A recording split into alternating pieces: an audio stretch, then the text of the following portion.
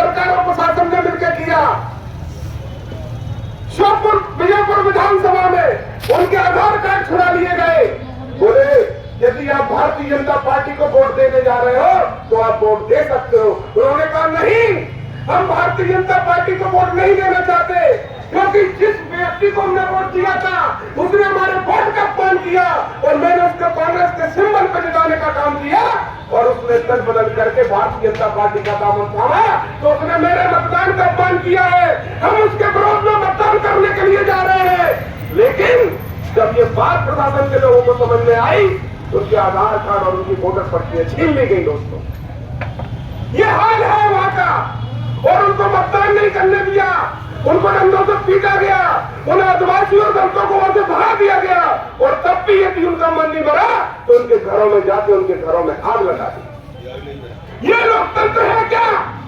क्या हमारे सही सैनिकों ने, क्या हमारे देश के अपने खुद के पूर्वजों ने क्या इसी दिन को देखने के लिए देश को आजाद किया था? ये हम और आपको आज विचार करना पड़ेगा।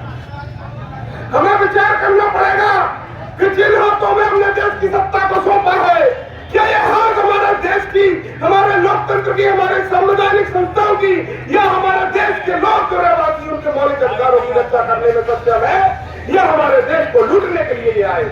ये हम और आपको विचार करना पड़ेगा। एक समय हुआ करता था, आपने देखा कि यदि किसी पार्टी ने एक अच्छे व्यक्ति को, सीधे साधे सच्चे व्यक्ति को जो समाज सेवा करना चाहता है उसको टिकट दे दिया, उसके घर पे खाने को रोटी नहीं होती थी, लेकिन वो व्यक्ति सच्चे दिल से सेवाओं के माध्यम से आता था तो वो विधायक और सांसद बन जाता था और आप लोगों की मदद करता था। लेकिन आप सच बताना, ये पैसे की दम पर ये चुनाव हो रहा है या नहीं हो रहा है? ये सत्ता में बैठे लोग तुम्हारे मतदान को लूटने का काम कर रहे हैं या नहीं कर रहे? ये हम और आपको विचार करना पड़ेगा साथियों। एक भारतीय जनता पार्टी का नेता कह देता है कि आज चुनाव की घोषणा होने वाली है।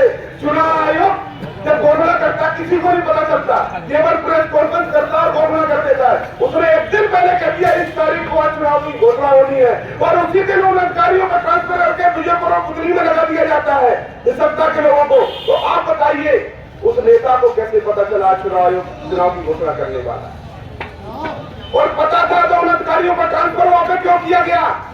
इससे स्पष्ट हो गया कि पूरी प्लानिंग के साथ मतदान को लूटने का काम किया जा रहा था, पूरी प्लानिंग के साथ लोकतंत्र को कुचलने का काम किया जा रहा था, पूरी प्लानिंग के साथ पूरी भारतीय जनता पार्टी और पूरा प्रशासन वह कांग्रेस को हराने के लिए और आम जनता के मौलिक अधिकारों के, मतदान के अधिकार को कुचलने का काम करने का।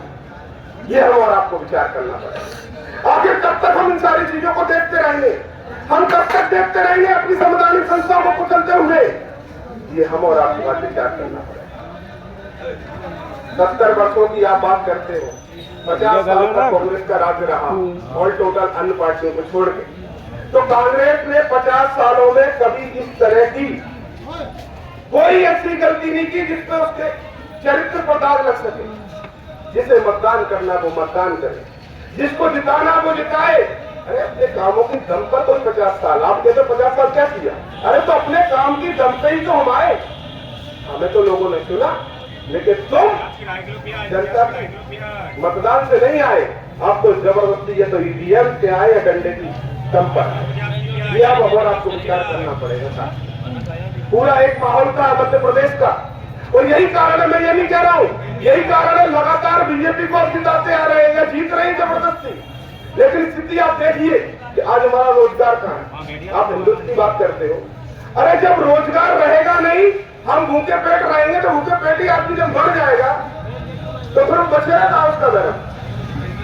केवल एक धर्म है इंसानियत का धर्म, जो सबको कम से कम व्यक्ति शाम को सोए तो रोटी खा के सोए।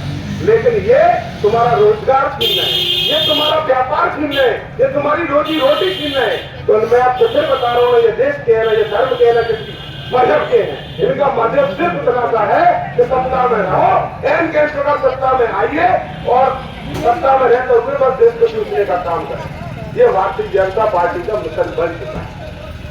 अब आप हालात देखिए,